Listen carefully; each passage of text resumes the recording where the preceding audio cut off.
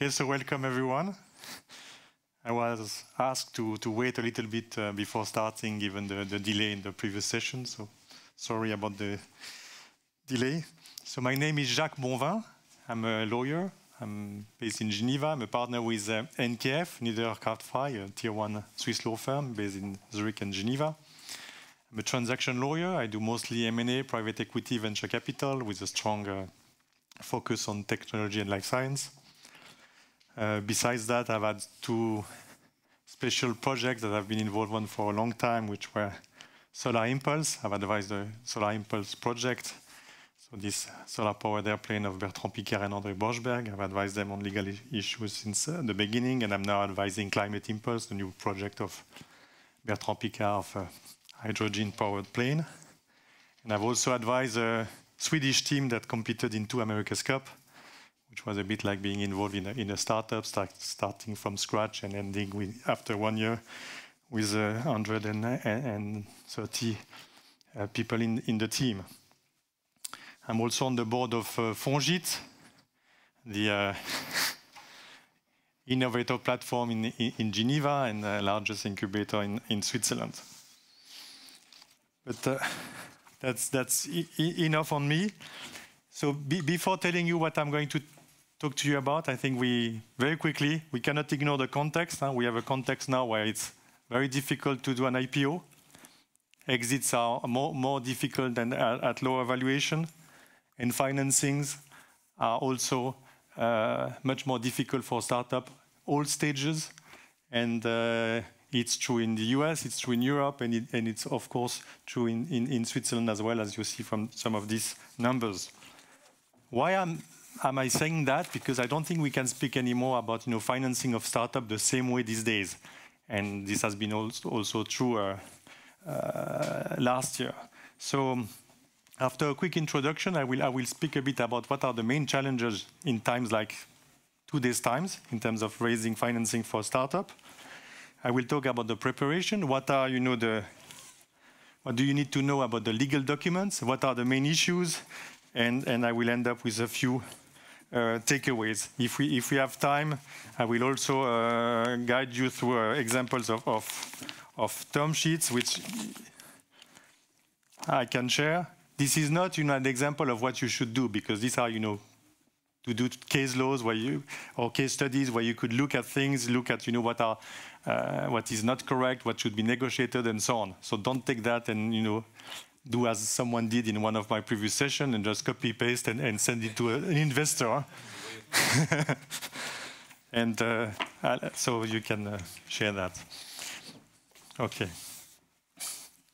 So what is very important to understand is that whenever you raise financing, you end up in unequal negotiations, because you will never have all the experience that the investors have.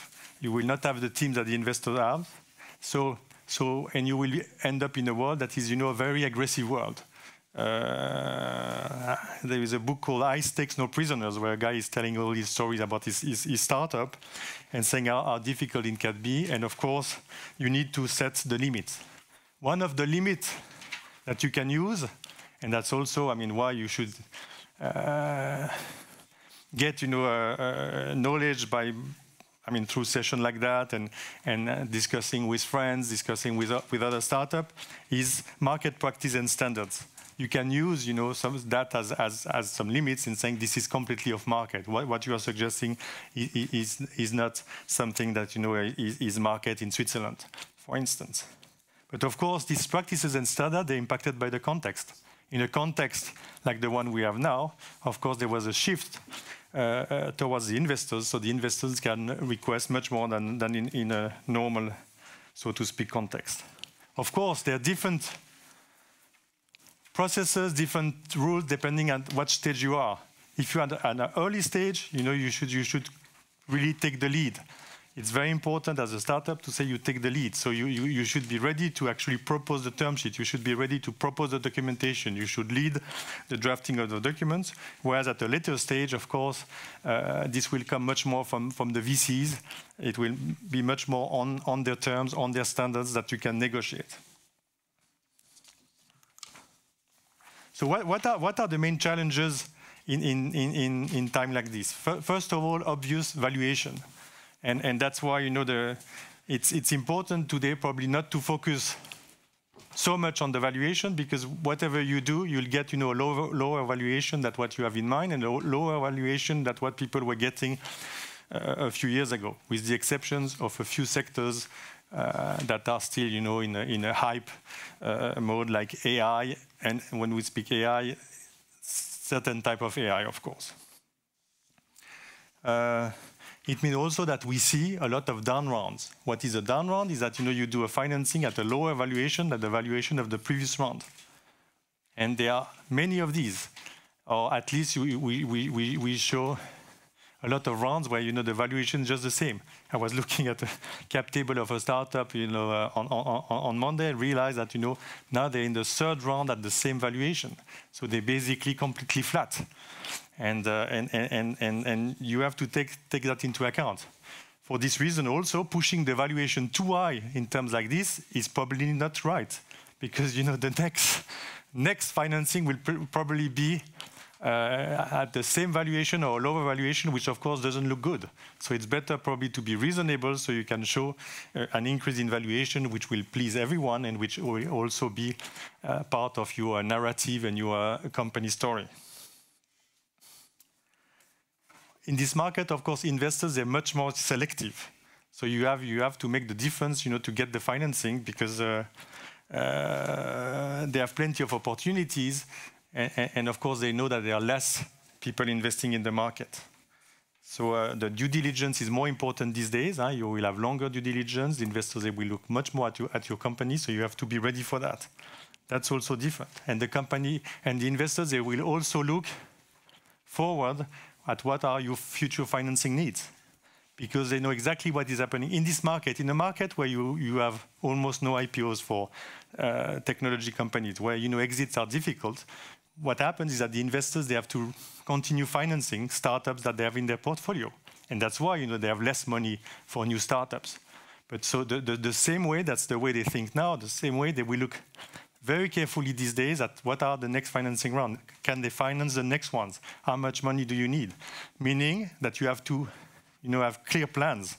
It's not just, I'm raising now 2 million at 10 million valuation to do X and Y. It's really, I'm raising that, and when I've done X and Y, I will need to raise another 5 million. And how do we get there? Can the investor follow? Can the investor, at least finance part of that? So it's a different mindset, and which means also a different preparation for the startups. It also means that in terms of timing, the investors, they don't feel any time pressure. I mean, the only time pressure they have is because they don't want to waste time on too many deals. They don't want to waste time on too many transactions.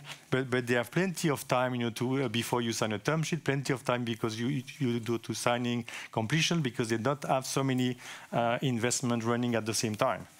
Which means that you have to be ready for a longer period for financing, meaning you need to start early, and you need to make sure you have the cash flow to sustain plenty of shares to sustain that. And most of the time you end up having to raise some sort of bridge financing from existing shareholders. Make sure you can do quickly a small convertible that will buy you a few weeks or a few months to go to the financing round.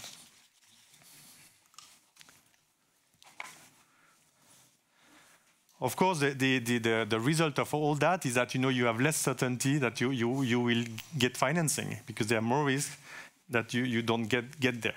Of course, very reputable VC, they will still, probably behave properly. They will still, give you a term sheet only if they really want to do the deal, and unless there is something special, they will go ahead. It's probably less true for smaller players in the market. It's probably less true for business angels and the like.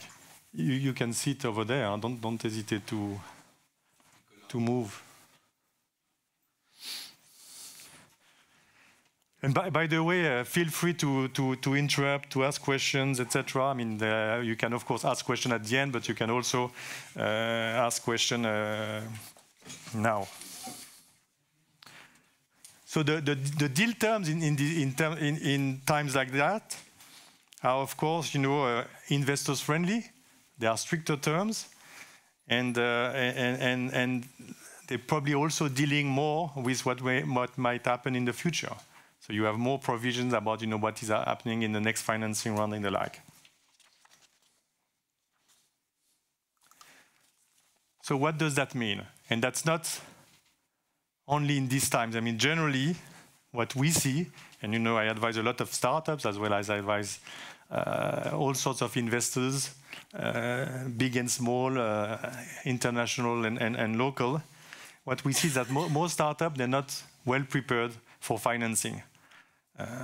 First of all, the founders, they don't know even the basics, which I'm trying to tell you today, a few basics that everyone should know. So, for instance, if I say, who knows what a liquidation preference is? Can you raise your hand? Liquidation preference. A drag along? A bit more? Tag along? So we'll see. We'll come back to that. I'll ask you the question. So we'll see. We do a little exercise. So, I mean, the first thing in preparation, I mean, this looks stupid, but it's to have, an organized set of documents. Of course, these days it's probably easier than in the past because you do that all electronically. But that's very important. People who will do the due diligence, they will always draw an initial conclusion on that. I mean, that's true. My teams, when they will do a due diligence for an investor, they will immediately say that it's badly organized, many documents are missing, we don't find anything, the folders are not structured well, and so on. Half of the pages in the scanned documents are missing. All these things, they create an impression. And of course, I mean, you judge on your business, but you also judge on the fact that, all these things work, and it will save time. So prepare that from day one. I mean, from day one, a company should probably have a data room. Lots of startups now, they use cheap data rooms where they can already stock all their files and regularly put things in the proper folders. Get someone to help you to give you a typical list of what you should have in these folders. Either your lawyer or another startupper, another founder, but do that early on. This will be, of course, very good. In terms of marketing material, it's funny because I was talking to a seasoned entrepreneur. She's created a few startups, and we were speaking yesterday because she was giving a conference to some startups, and she said she was going to give an entire speech without PowerPoint, just to tell the audience that basically you should be able to pitch your company without PowerPoints. You should be able really to explain what you do, to explain all the main things without any support. And so that's what you need to be ready. I mean, that's more than the elevator speech, but beside that, you still need to have a few documents. We can discuss, how details they should be. Probably these days, less details than in the past, but they should have the basic information. In the preparation, it's also very important to have, the proper team in place. You're going to go to investors. Who is going to talk to the investors? Who is going to assist you? And to have a clear team and, limit that to the team and not start, opening up and having 2, 3, 4, 5 different people talking to the investors, and because you can be sure it will be messy, and you can also be sure that you will disclose things you don't want to disclose, or you will disclose things in a way you don't want to disclose them. You then need to have a cap table. Most people in startups still don't know what a cap table is. So a cap table, you take, Excel or any equivalent of Excel, and you put there, your current shareholding in the company, where we see the names, we see how many shares people have, what percentage of the shares they have, what percentage of the votes they have, what impact any sort of incentive plan may have on the cap table, and then you put the financing round into the cap table to show exactly what it will give you. And you put not only one, probably you put also the next one to see exactly how the dilution will evolve. And you need to have, a proper capital table in place that you can use, that works, etc. And that's you don't need, the investor to come with their own cap table. And I still see most cap tables, again, that are not properly done.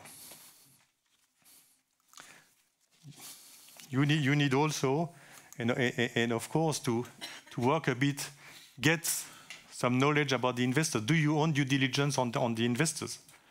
I mean, whenever someone is coming to me and asking about a financing round and talking about an investors, I will try to see if there is a fit.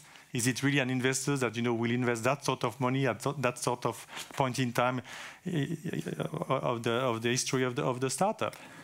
Because investors, they are very clear, investment models. They may have multiple, because they may have different funds, they may have different teams investing at different level. But it's very, very important to quickly know that and don't waste time with people who are just, scouting you for the next rounds or the round after the next.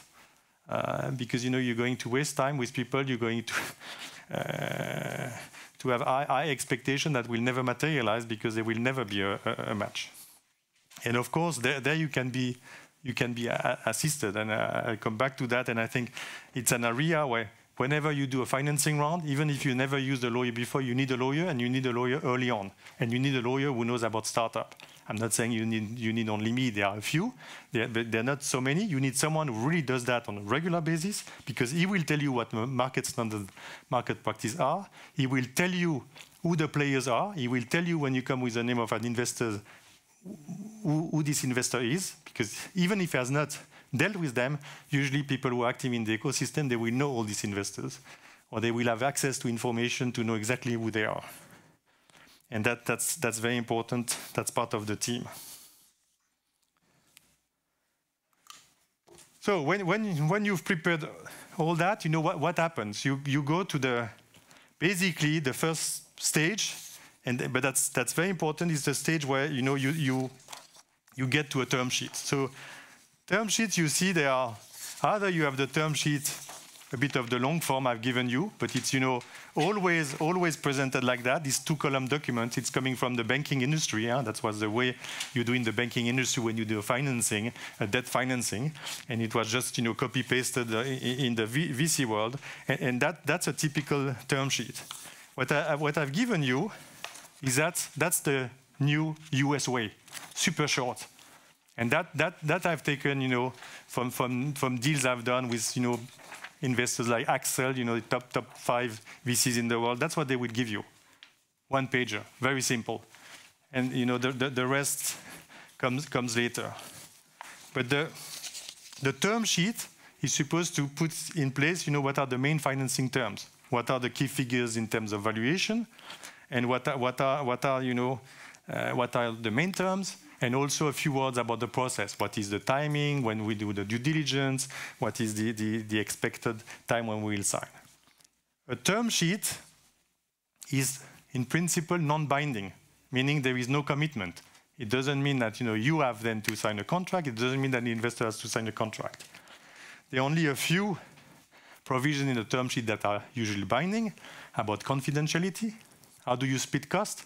And if there is exclusivity, the exclusivity. So we'll say these very specific provisions, they are binding. So if you breach them, you've breached a contract. But the other one, it's not a contract. It's a conditional offer. But what does it mean? It still means that you have what we call pre-contractual obligations. You should still negotiate in good faith. You cannot, sign a term sheet and say the valuation is 10 million, get the investor to do a due diligence, spend a lot of money, etc., and then down the road you say, oh, no, we changed our mind, it's 15 million. That's an issue, because then you're clearly not negotiating in good faith, and an investor could say, you have to compensate me for all the expenses I had, because, I spent all this money on external advisors, etc. I would not have spent this money if you have told me initially it was 15 million. We would not have, done that, because for us the valuation was 10. So you cannot do that. Of course, you can negotiate small things. Of course, there are plenty of things that will need to be specified, but you cannot, completely reopen things. That's legally. So legally, someone can claim compensation for the costs incurred if you're not negotiating in good faith. Besides, it's, what I always say, a term sheet is practically binding. You sign a term sheet like that with Index Ventures, Sofinnova, Axel, a corporate venture, etc. they will not want you to start renegotiating, and it's your reputation. The same way for them also. They will find ways to have a bit more flexibility because they will have the excuse of the due diligence. They will have the excuse, we find some issues, so we have to adjust. But for you, very difficult. If you start renegotiating, people will say, first of all, it gives a bad impression. It's bad for your reputation. And we also say, if that's the way you do business, we don't invest in you. So that's why a term sheet, even if it's that thin, is very important. So don't get proper advice after you sign the term sheet. Get proper advice before. It's not a lot. You can go up to getting ready and you say, let's get someone, let's get a proper lawyer to spend 2 hours on that. Tell me if there is something that is really a problem. That's really very important. Because once a term sheet is signed, most of the time, especially these days with exclusivity, because investors, they will want to have exclusivity before they invest money, but with or without exclusivity, then the work will start. So basically, the legal work then there will be the due diligence, meaning a review of the company on a technical part, financial part, legal part, depending on the size of the round, depending on the investors, depending on the startup, it will be a larger or smaller exercise.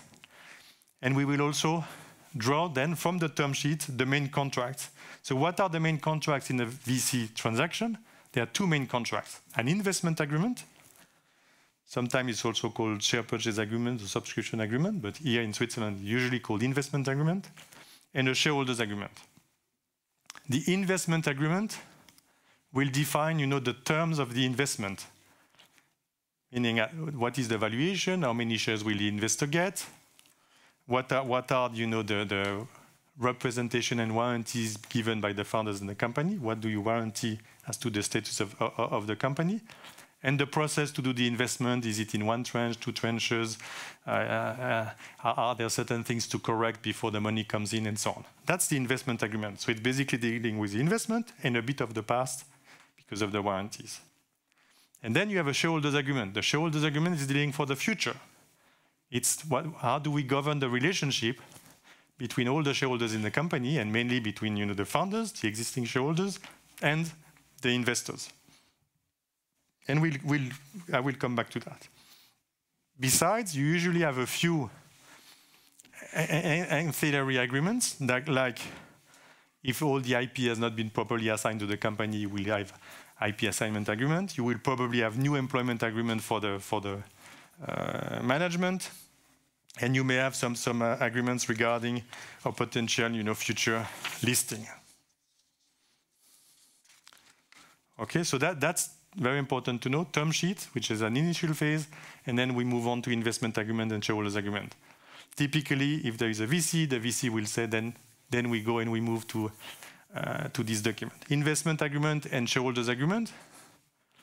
You can have an ID, and you can find some template, on the website of SECA, seca.ch, where they have an example of investment agreement, shareholders agreement, which a lot of people active in the ecosystem would say are rather investor friendly and probably too expensive for an early round, and not necessarily always adapted. And even investors, they don't necessarily use that. Some Swiss investors use that, but foreign investors, they will rather use their own templates. As I said before, if you are really that early round, especially with business angels or very small VCs, it's probably a good idea to try to drive the process and to propose yourself first the term sheet, and then to propose yourself the investment agreement and the shareholders agreement. And by the way, a piece of advice, a shareholder agreement, normally you should have one from day one in the startup, because you should already rule the relationship between the founders. Most startups, they don't have that. It's not a big deal, but I think you should have one before you go and raise financing. And most of the time, what we do with startups, we say you do a shareholders agreement early on that is already ready to get initial investors. So then you can use it for the founders, and you can already propose that to the initial investors. It's saying we have something. There is already a few provisions that are there to protect the investor. And of course, if you need to adjust a few things, you adjust a few things. But usually, it works for the seed financing round. So you save money, you save negotiation time, and you drive the process. Later on, it's different. Later on, when you get that, of course, there are many changes to be made. And by the way, of course, an investment agreement is for every financing transaction, but a shareholders agreement usually will change at every financing round. But when I say will change, it will not necessarily be completely redone. So that's why if you start well, you will see your document evolving. I advise a company called Sophia Genetics, which went IPO, which is now listed on the NASDAQ. We did, I think, 6 or 7 shareholders agreements, which are all drafted. They were all, basically incrementation or incremental versions of the first one.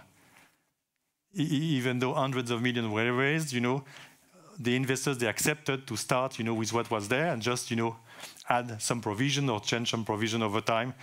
And that's why it's so important to start well early.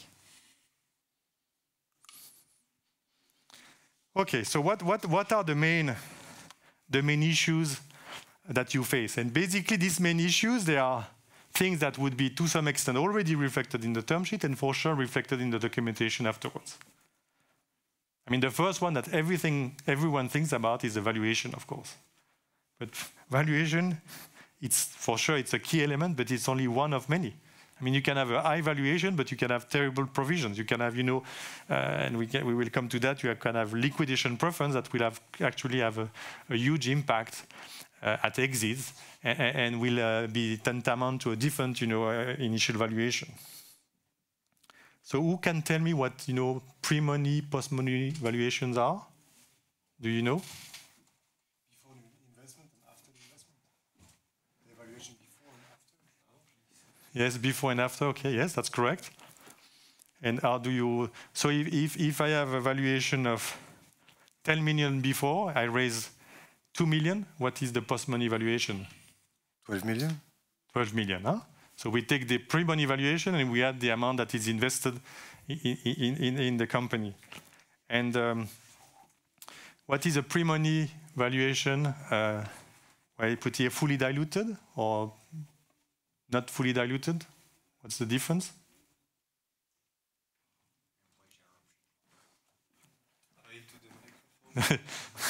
So, any additional outstanding shares or not allocated shares, like in an employee share option plan? Everyone agrees? Any other view? Non-issued shares as well. Yes. Non-issued shares. It's not because you. Yeah, non-issued shares as well. It's for the record.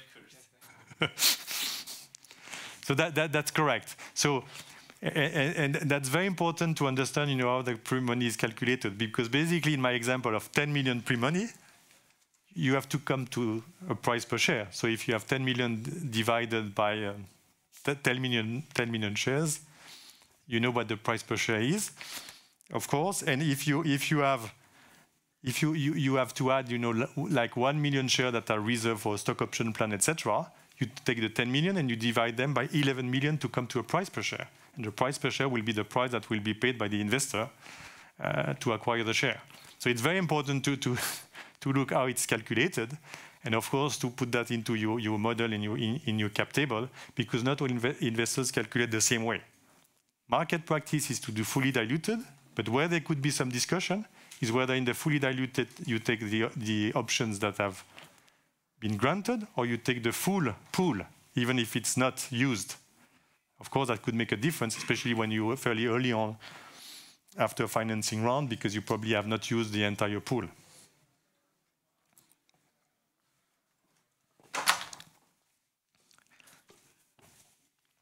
One thing that, my practice has taught me is that you have all these valuation methodology, all these the valuation system and so on. Most of the time, that's not what is applied to, of course, to startups, at least early on, maybe to some scale-up, because they never work.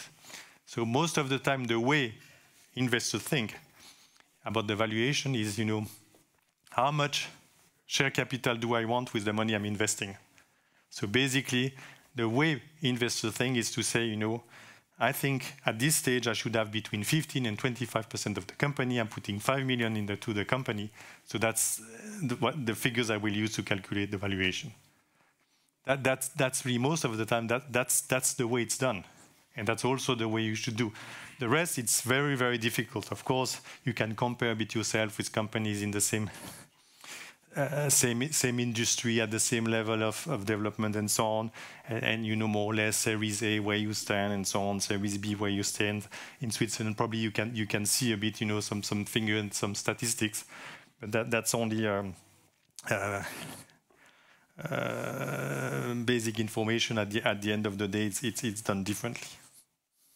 So valuation, it's important. It's also important now to know whether the money will come in one go or in multiple tranches, which is more and more the case, of course, because I said in the challenging environment, a lot of investors will say, yes, we will give you the money, but we'll give you in different tranches. And of course, the tranching will be dependent on the company reaching some milestones. And what is very important there is to make sure that if you have to live with milestone, you have a milestone that have an objective criteria and something that is very easy to determine whether it's met or not. And the risk is to have milestone on which, you know, you could argue for years because nothing is clear.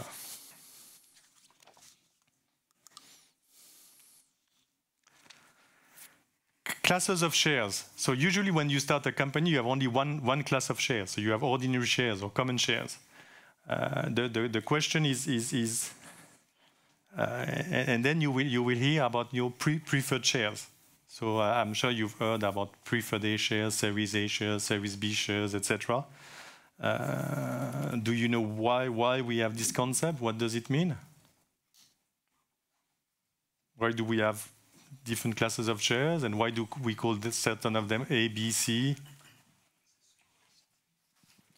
I think it's linked to the priority, who will be served first in the case of a liquidation process, which share class will be served first.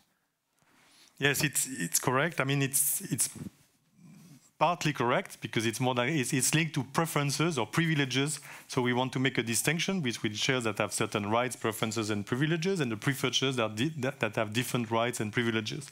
And these rights and privileges, they will be set mostly in the shareholders' agreement and to some extent in the articles of association. Why do I say to some extent? Because under Swiss law, you cannot put everything in the articles of association. So you will not be able to put all these preferences there. But that's the idea. Preferred shares, you could call them whatever you want.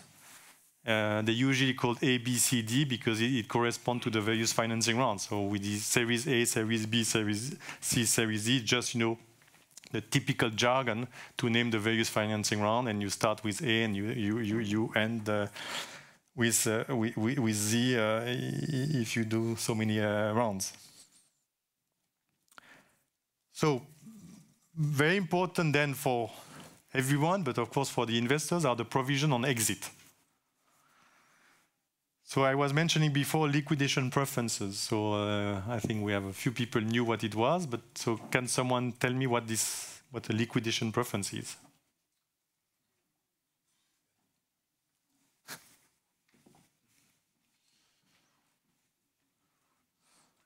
Liquidation preferences come in two kinds, participating and non-participating. And a non-participating preference means that the investor gets his money back before any other money is paid out, but he does not participate in the rest of the money. Participating means he gets both his money back and participates in any remaining money that's distributed among the shareholders. Correct. Correct. So the liquidation preference means that, you know, you basically paid first. And you paid first, in your example, the amount invested, which will be what we call a 1x liquidation preference. 1x, one time the amount invested. I invest 2 million in the company, we sell the company, we liquidate the company, I can take my 2 million first before, you know, we distribute the money to the other shareholders. If it's participating, and that was correctly said, if it's participating, you get your 2 million, and then you get, if you have 20% of the company, you get 20% of the rest. So in a participating, that's why I was saying before, if you have a participating liquidation preference, it really means that at the end of the day, the investors, they have a bigger share of the exit proceeds. Of course, the bigger or the higher the amount of the exit, the lower the impact. At some point, of course, if you sell for $1 billion, this $2 million you get in preference, it becomes insignificant. But if you sell for $5 million and someone gets $2 million first, and then you have to split the three among everyone, of course, it has a big impact. So it's in the shareholder agreements? Yes, and in the articles most of the time as well. And in Switzerland, typically the liquidation preference is 1x. Sometimes it's 1x plus a percentage, meaning you calculate a percentage on the investment, on the invested amount, so like 5% per year. So to take into account, the time element. In the US, it's not rare that you have a 3x liquidation preference. It's a completely different system, so it's way more aggressive, but you're also talking different numbers, you're talking different valuation at day one and so on. But liquidation preference, I mean, with VC, I mean, I would not do liquidation preference at seed stage, but with VCs, it's absolutely typical. But most of the time, it's 1x and non-participating, meaning that then they have the choice, either they take the liquidation preference or they just take their share of the entire proceed. And they will take, of course, whichever is the higher. So the liquidation preference becomes actually only a protection against a downside scenario, a scenario with an exit at a lower valuation.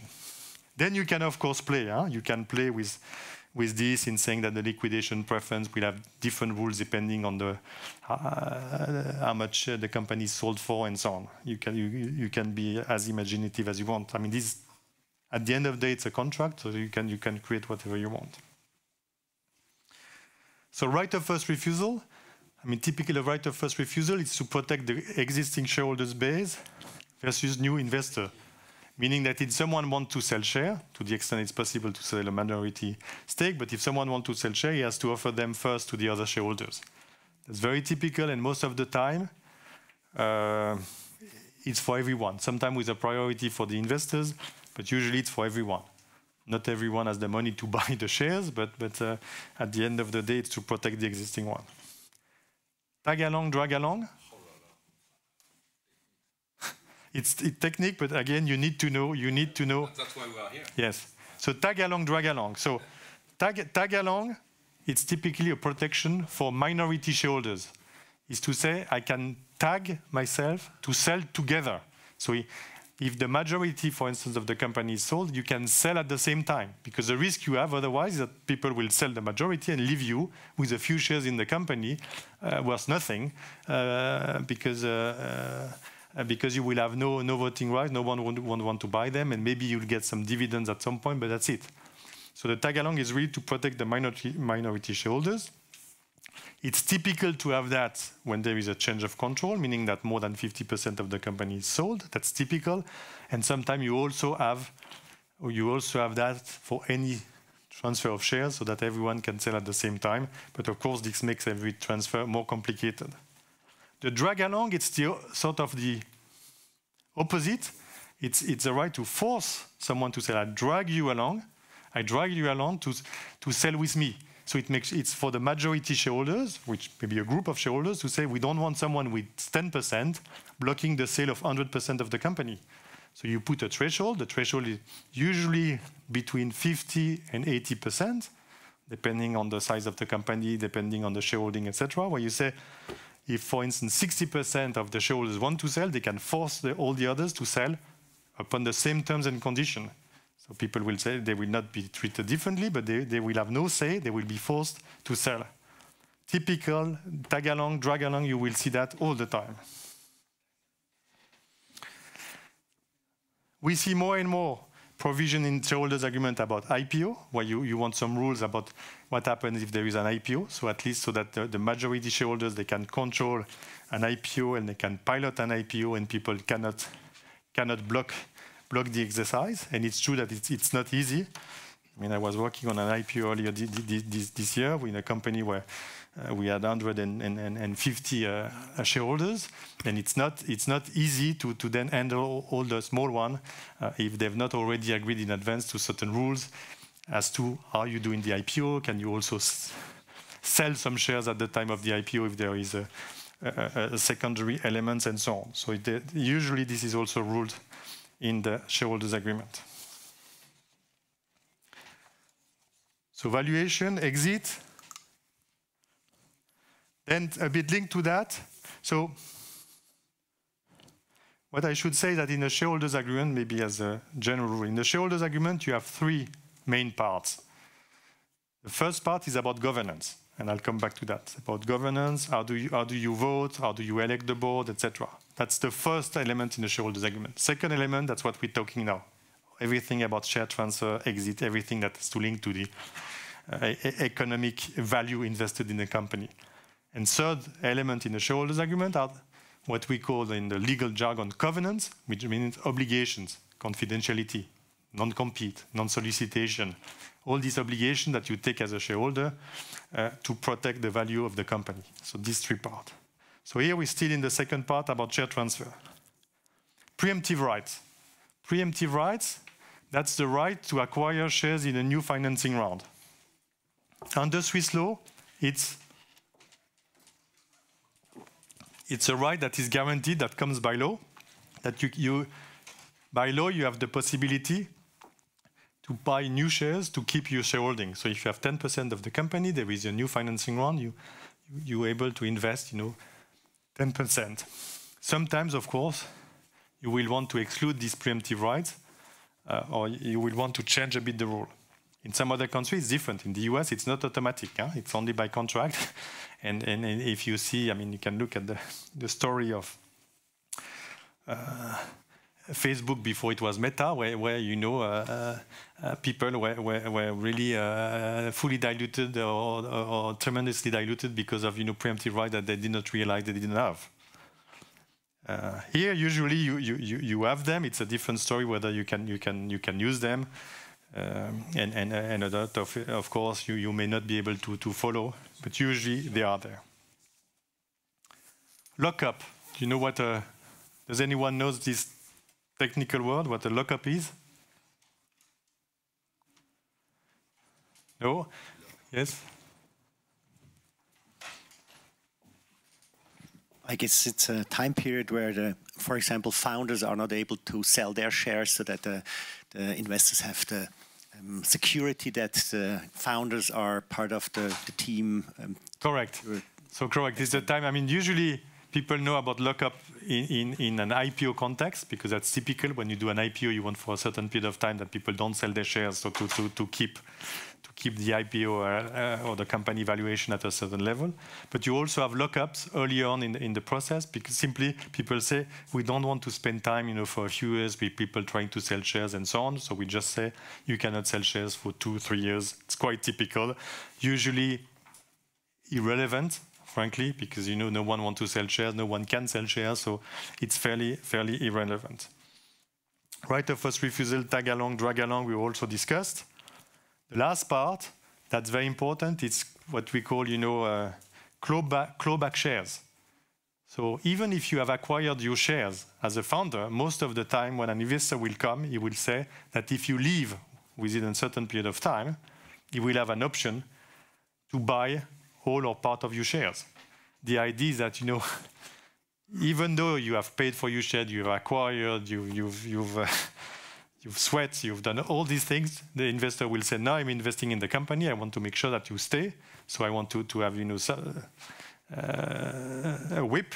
So if you leave, we will be able to buy back your shares. Of course, you will have different cases whether you leave as a good leaver, because you leave because you're sick, you leave because you're simply fired with no reason, etc. Or if you are a bad leaver, but a bad leaver includes simply leaving with no reason, because the investor will say, I invest now, I want you to stay for 3 years. If you leave before 3 years, we will be able to buy back your shares, and very often at a discounted price, if not nominal value. So that's really a tool to keep people there. And it's, of course, these rules, they are also in a stock option plan, in incentive plans, etc. They're typical there, but they exist for the founders, and even at later stage. So because when the investors come in, he wants you to be there. I mean, he's investing. I mean, we say all the time, we invest a lot in the team, probably before anything else. So of course, the team is so key that you need to put that into your contractual arrangements. Yes. And the last one. Good lever, bad lever. It goes to the shareholder agreement. Yes. Okay. It goes to the shareholder agreement because this is outside, incentive plans, etc. Of course, if it's in an incentive plan, it will be there. But there it's outside, so it's really in the shareholders agreement where we will have this right for the investors to buy the shares of the founders or maybe some other key shareholders if they leave.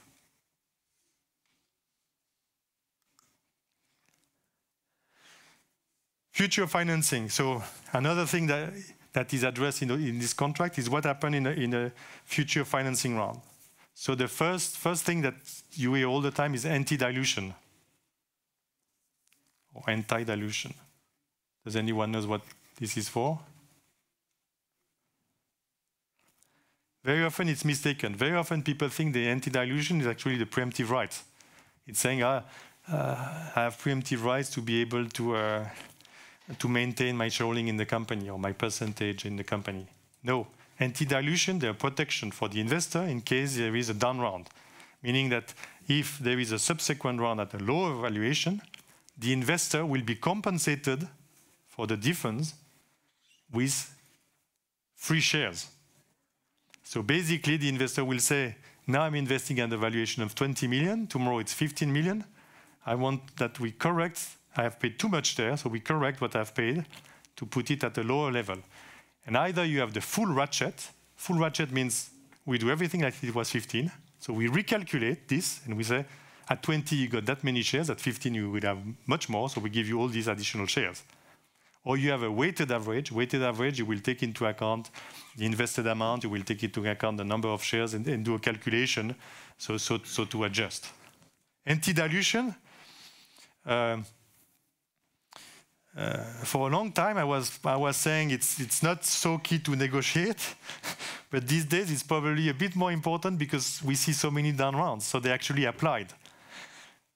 They rarely applied fully because, of course, the anti-dilution is protecting, past investors versus the new ones. So the new investors, they not necessarily like this anti-dilution so much because, of course, the anti-dilution at the end of the day, what is it doing?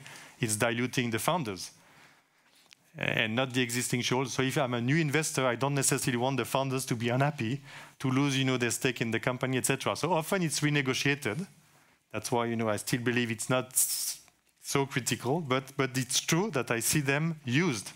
I see that used, and I've seen them, probably already in my practice at least 3-4 times used this year, which is a lot. Before, you never used this anti-dilution for years because, there were not so many down rounds. At least you were keeping, the round at the same valuation. So that's important to understand. Then there are more and more, because of the fact that the investor will reinvest, likely, rules about future financing rounds. Is there an incentive for the investor to reinvest? Will the investor, if they don't reinvest, they will lose certain rights? This is, this pay-to-play concept, special preemptive rights, where the investor will say, I want to have a priority to co-invest in the next round because I'm there to stay. And of course, if we have a round where the valuation is not making a big jump, I want to be able to follow. That's back to what I was saying at the beginning, that the investors now, they look more, they were also already looking a bit longer term in terms of the exit, but now they look at it, including the next financing round and including the fact that they will probably have to reinvest, which is completely different from what was done before, where they were not necessarily always reinvesting. So that was all about the share transfer. Now a bit on the governance. Most of the time when you do a financing round, you have an investor who will come and we will get, a minority stake in the company and probably a minority position on the board, one board seat, or meaning that the investor, he has no say. Because at the general meeting level, what is the normal majority at the general meeting of the shareholders? What? 51 of the present? No, so there is no quorum. So, and it's 50% plus one vote of the present. I mean, in theory, you could have a company where you have 1,000 shareholders and you have just one guy showing up and he can make the decision alone. In theory, but 50% plus one vote, so they can decide basically everything. And certain decisions you need 2/3. But it's still, you can still decide a lot. And most of the time, investors, they will not even reach the 2/3. They will have maybe 20%, etc. For sure. At the board, majority is a simple majority. Often with a quorum at the board, usually you have the quorum of half of the board members being there, and then it's a simple majority of people being present, or the majority of people being present. So this means that the investors, they have no say in theory. And this is corrected by what we call protective provisions, meaning either we put some special majority, we say for certain decision you need a special majority, and you will take into account the shareholding of the investors. So if the investors has 20%, you will say maybe you need a 90% majority to decide certain things. Or you even have what we call a veto right, meaning for certain decision, you need the approval of the investor. So if he disagrees with a decision, the decision cannot be passed. That's typical, and that will be there all the time. The question is, how extensive is the list?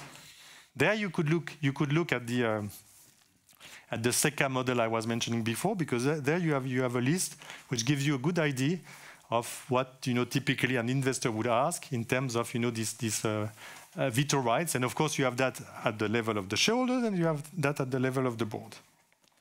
So that's very important. Would you recommend to offer this to investors, or are they negotiating those? No, I will recommend to offer this, because not offering this would not make sense, but I will. Of course, the question is how extensive is the list. So you can have the list that you have in Article 17 here, which is very long and which include things that will really which might be problematic. Of course, if you're talking about changing the business model, if you're talking about buying companies, if you're talking about important investment, if you're talking hiring really top people and so on, probably normal, fine. Not a big issue. It's not that the investors, they will overuse it. I mean, they have no interest in blocking you if it makes sense. So they will know. But of course, if it starts to really impact every decision, and you cannot do anything, and basically you could be blocked on all operational decisions, that's more of an issue. So I think, yes, I will put it, but the question is, I will come with a list that is reasonable. And sometimes it's really limited early on, and of course over time it expands a little bit, which is probably also good corporate governance. So the contract will also speak about information rights, because the investor will want to have information. Otherwise, in a company, you get almost nothing. The financial statement once a year, that's not sufficient. So you will make sure that the investors get more information, which is usually not spread to all shareholders. It's for the investors and maybe shareholders above a certain threshold. Meaning people will have different set of information, but again, it's possible because it's done in a contract. So by contract, people agree that some shareholders have more information than the others, which is, of course, all possible.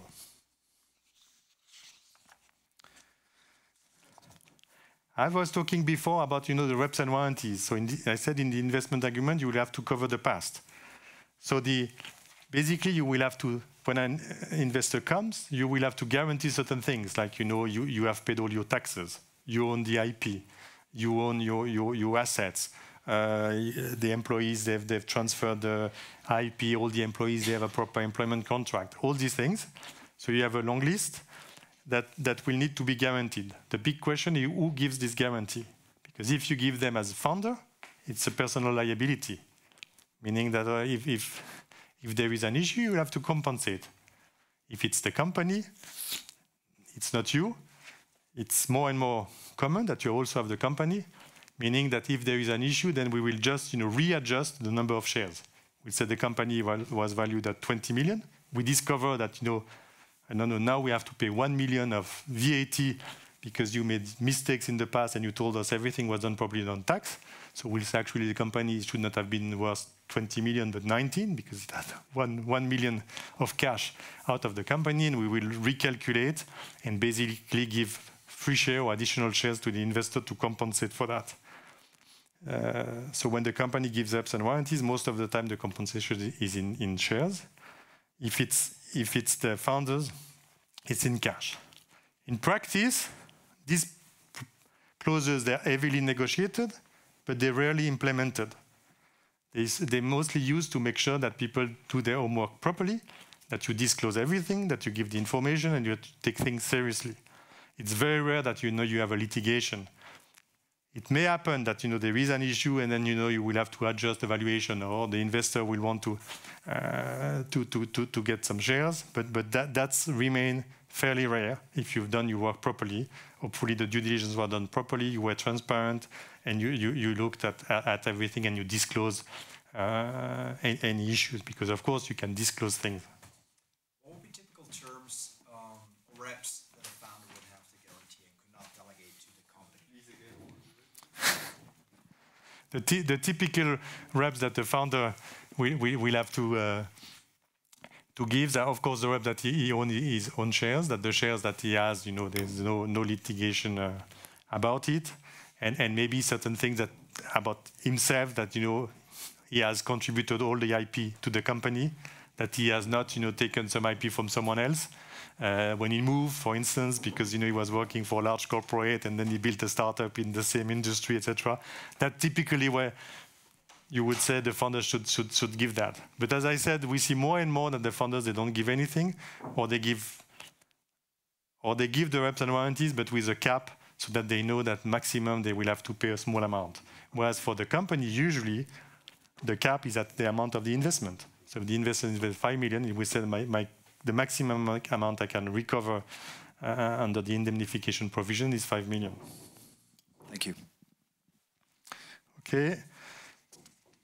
Then I said covenant. So typically what you have in the contract is the IP assignment. It's clear when the investor comes, you want to make sure, if it has not been done properly, that all the IP is in the company. And what we see very often is that there is an issue with consultants, because employees is pretty fine, because employees, the IP passes directly or transfers directly to the company. But with consultants, if you don't have something in writing, there is an issue. And that's a typical area, but could be a different masterclass. It's a typical area where you have issues where people don't realize that they don't have the IP. I mean, I don't know how many startups I've seen who don't even own their website, because their website agreement was not done properly, and all the IP stayed with the website design or engineering company. Non-compete, non-solicitation, that's typical, etc.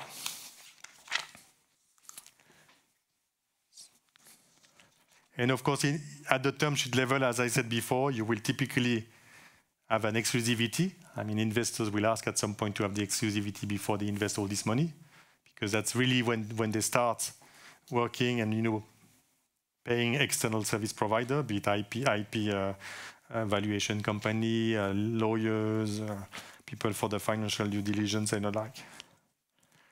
Then there is the question of the fees. Typically, when an investment is done, the company will pay part of the fees of the advisors of the investor. That's normal. So you just have to take that into account in your use of proceeds. I'm saying I'm getting 10 million, but I have to pay, I don't know, 200K of fees of the investor, just to take that into account. It's standard practice, etc. What I would try to avoid is to have to pay if the deal doesn't go through. It's to say it's only if we do a deal. It's not that, if you decide not to invest or if we stop the negotiation, I don't pay, unless, of course, back to what I said before, you were negotiating in bad faith. But if that's not the case, all the other case, if you don't go to a deal, the investors, he has to pay the bills. Okay. So, after all this, and I know it's a lot of jargon, it's a lot of terms. Basically, all the terms that you have in this presentation, and you have access onto the presentation. So all the terms there, you should know them. I mean, you should know how it works, and you should know more or less what is normal before you go into a negotiation. So you cannot go in a negotiation not knowing what a liquidation preference is, not knowing what participating versus non-participating is, drag along, tag along, have a concept and saying, do I need that, do I not need that? And then be able, and that's usually what I do when we go through this, is be able to say, what are really the elements I need to negotiate? Because you will not be able to negotiate everything. You will never. So it is, of course, at the beginning you can have discussions, and people are transparent. It's not, what was happening 20 years ago. People are transparent. If I'm advising an investor and I have a founder who is asking me, what does that mean? What does this clause mean? I will tell him what the clause means. I will tell him 100%. I will not try to lie. I will not try to hide. I will say, that's what it means. And I will also tell him maybe, that's what it means. I know it's investor friendly, but we want it. And we will not negotiate it. But it will be clear, it's transparent. So you can ask questions. Don't hesitate. If you don't understand a clause, you can ask questions. People are not trying to sneak in some provisions or make sure you don't understand. That's not the concept. Investors, VC, they prefer that you understand. Yes, it may be harsh, but at least you know. If you don't want it, you don't have to do the deal. But never forget that. It's open, it's transparent. You can ask questions. I mean, you can, of course, ask questions to your own advisor, but you can also ask questions to the investor. Why are you putting this here? Why do you insist on this clause? And people will tell you. It's not, there's no big secret. They will say, yes, we want this to cover the situation where we have a down one, or we want to cover the situation where the valuation is not where we expect it to be. You will get this sort of answer. So, but you have then to really find what you want to fight for, and decide what is important. And that's part of the exercise you need to do at term sheet level already, and saying what is important, and then in the agreement. So what are the takeaways of all these? It's already difficult, in a normal environment to raise financing. It's a complex exercise. You do that in parallel to your daily business. I mean, I was yesterday talking to a founder who was closing yesterday a deal, and he said, finally we can go back to business. Yes, and they were actually badly prepared. So I think they lost a lot of time because they were badly prepared and they had to redo things. They even had to redo, I think, 3 times the DocuSign for signature because they took the wrong documents and so on. I mean, yes, so they lost a lot of time. So lots of challenges. It's a lengthy process, especially these days. So never underestimate the time. So you have to do that in advance. And that's also why, people often, and again, probably when I was younger, I was telling people differently. But now I say, raise a bit more money than what you need, even if it costs you a bit of dilution, because, money is time. So most people, they will say, I'm going to be diluted, I don't need that much money, etc. And they try to reduce the amount. Most of the time it's wrong. Because you need time, and you cannot close the financing and already start the next one the next day. You need, of course, to do a bit of other things, but start very well in advance. I mean, you're not going to do a deal like that in 1 month. Yes, you may do 1 month between term sheet and closing, but that's very, very fast. It means that the due diligence has been done before. But you will. So don't underestimate the time. Make sure you have the cash. Make sure you have the resources to do it. So you need to manage the cash, and cash can come from different sources. Of course, cash can also come from consulting deals you have on the side, all these things, but very, very important, and probably during this phase to reduce some of the expenses to the extent possible. Have a plan B, and make sure that, if, you don't get the money on time, you know already where to get a bridge financing. Make sure you have some alternative, or the alternative with clients, if you already have clients or customers that they will bridge something, or they will help you to do certain things. And focus on the key terms. I've already said that. So any questions? I have a question. I have a question. I came in late, sorry for that, and you might have covered this, so please, if you have, just drop it. The question relates to the founders and the kind of the initial investment, and do you want and prefer to hold it? No, actually, does the VC have any preference if you hold your shares as a private person or through a holding company, any kind of company, in a sense of a spin-off or in a sense of a holding, just like to not be exposed privately with the business that you are in? Is there any preference? No, any issue I think there is no. I don't think there is any preference. I mean, in Switzerland, it's fairly rare that you have this question because you have your strong interest as holding, your stake as an individual for tax reasons because you have a tax-free capital gain at exit. So Swiss taxpayers, they will most of the time try to have their assets individually. It's actually more a problem when you want to add some structure in the picture because there people say it's problematic. I don't want to be in a structure. I want to hold directly. So, but for the investors, it's neutral. Okay, thanks.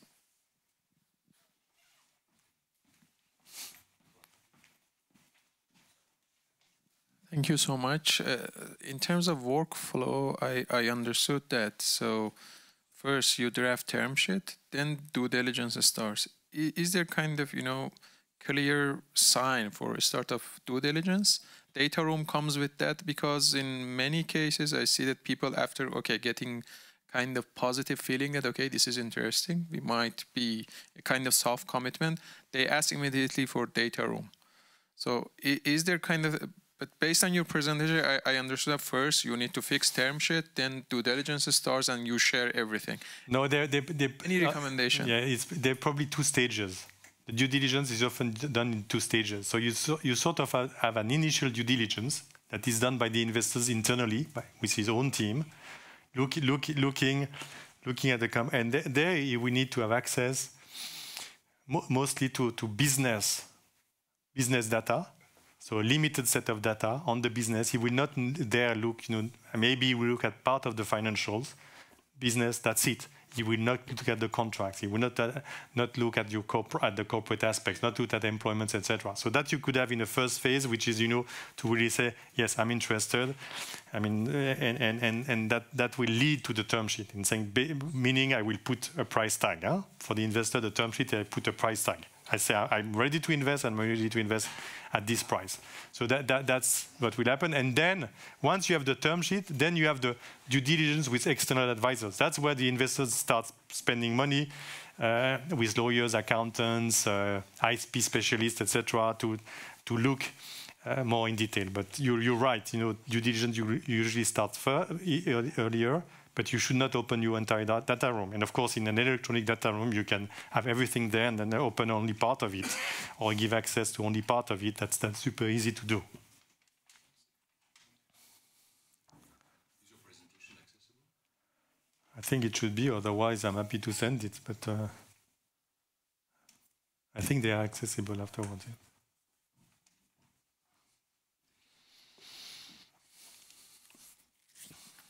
This is a comment more than a question. I've done about 40 investments in Switzerland, and I led 10, both for VCs and as a private angel investor. Jacques is among the very, very few that really knows what they're talking about. And this has been a masterclass. It's really fabulous to see this. And it's so important to have a lawyer on your side that has done deals, many deals, startup deals, not KMU, not PME kind of deals. That's really key. So I have worked with Jacques personally before, and it's really a pleasure to see this. Thank you. Thank you. And no, as I said before, you need to get proper advisor. It's an area where you want to have people who work with startups. They know what they talk about. The founders with all these mistakes yesterday I was advising some business angels, and they were working with lawyers who probably have no experience. And I could see, I mean, they were just taking templates, but they didn't even know what they were discussing or negotiating, and that doesn't work. If you don't know as a founder, fine. I mean, you will learn over time, and you may not know even after a few meetings or classes like this, you will still not know certain things, but go to someone who can really help you. I mean, that's clear. Don't go to your friend who has never dealt with startup, never done a financing round.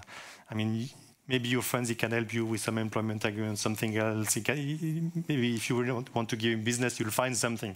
But please don't do that. Same thing at exit. Never go to an exit with the lawyer who's never done that. And that's, I mean, we're not in a world where people, can learn on the job. I mean, so that's very important.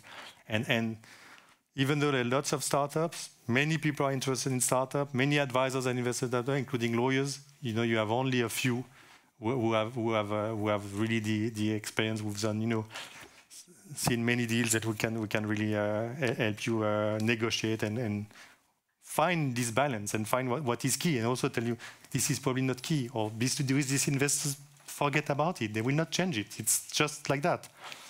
So I think that's what you want. Thanks.